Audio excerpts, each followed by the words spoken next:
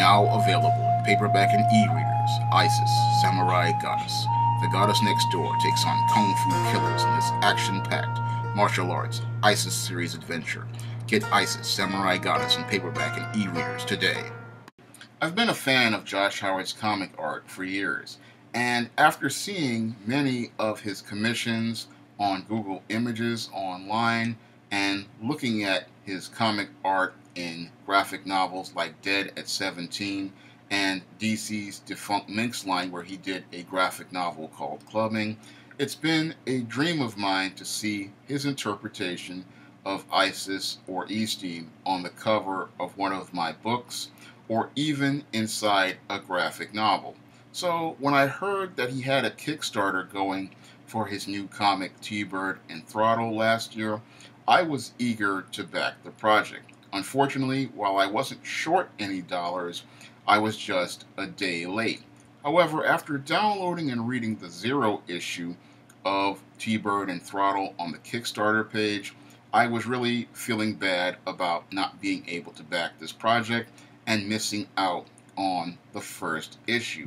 Thankfully, a couple of months ago, I found out that the book would be going to print and available to customers. And I also found out that the book would be available on Comixology. And after I picked up the first issue on Comixology, I can honestly say this is a great comic, and this is a comic we desperately need to move the needle on. Josh has really crafted an intriguing mystery in this space opera revolving around Mitchell Mix Maddox, the superhero to Centennial City known as T-Bird, the man with an alien engine in his chest.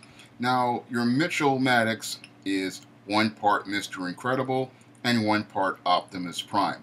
He's a family man who is dividing his time between defending Centennial City and taking care of his wife and his daughter in the Zero issue, and it seems like things are starting to take a toll on Mitch.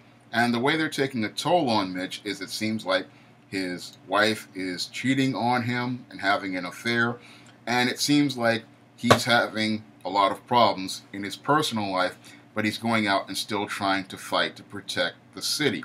And he has a sidekick, Throttle, at the time in the Zero issue, who's an attractive redhead, and she's helping him take on this monster known as Billy Sneed, formerly Billy Sneed, who's been mutated. And in that battle, we get a clue regarding that mysterious alien engine in his chest. And the Zero issue ends on a cliffhanger where Mitch goes to Amy's house talking about how we killed them all. And that's really one of the things that made me want to go pick up the first issue. I wanted to find out who did he kill and why it was so devastating to him. And the first issue gives us some answers to that question while having us ask more. And that's what a good mystery does. And this story has a very intriguing mystery going around this alien engine and the tragic events that lead up to what happens in the first issue. Now, issue 1, opens up continuing on from the mystery of issue 0, and gives us a clue to what happened when Mitch went to Amy's house.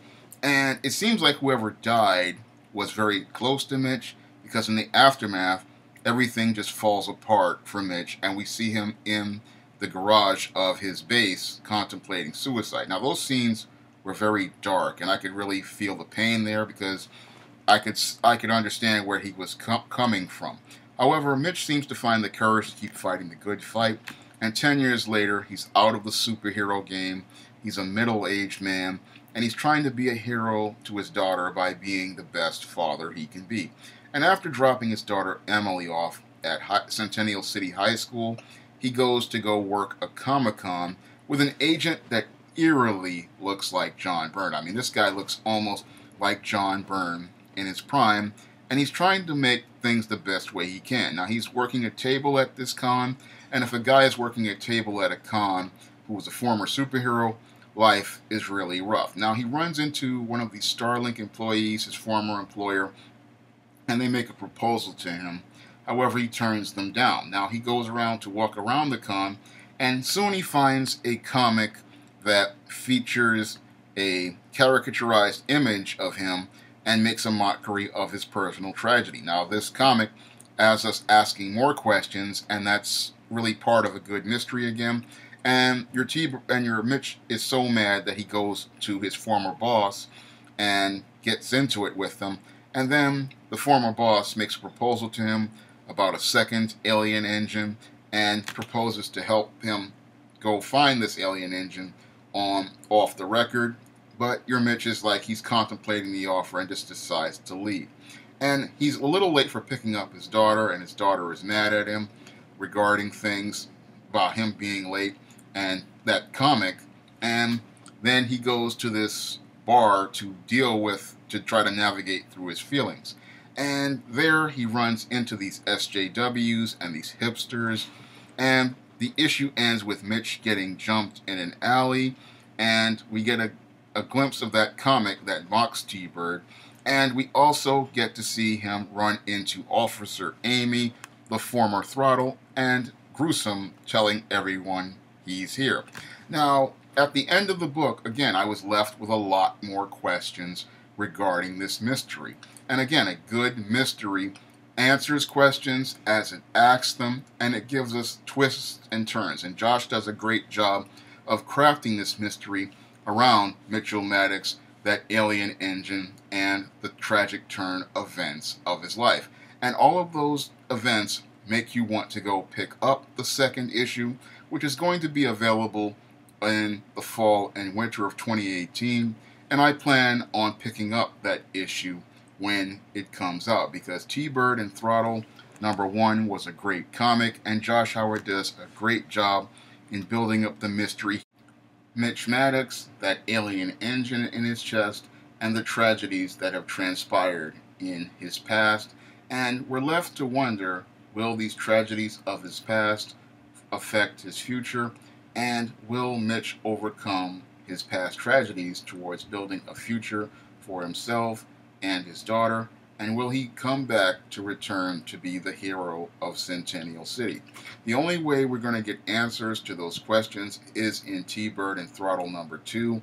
And I plan on picking up T-Bird and Throttle #2 when it comes out in fall or winter of 2018.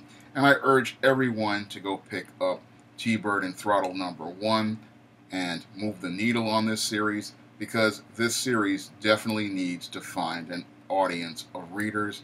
Josh has really crafted a great story in T-Bird and Throttle, and the art is so great. It literally reminded me of an animated movie. Everything is so inspired and dynamic. So you definitely want to go pick up this series, and you definitely want to help move the needle on this series. You can pick up T-Bird and Throttle #1 on Comixology, or you can pick up a paper copy at Josh Howard's official website.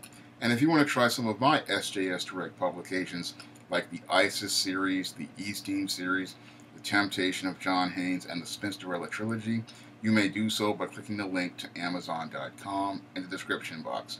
That's all I have to say for this video. You can comment, rate, and subscribe. Now available in paperback and Kindle Unlimited, John Haynes, A Conversation with Death. The man who rules the world and the angel of darkness take on a horde of demons in this inaugural John Haynes series adventure. Get John Haynes, A Conversation with Death for 99 cents on Kindle or in paperback today.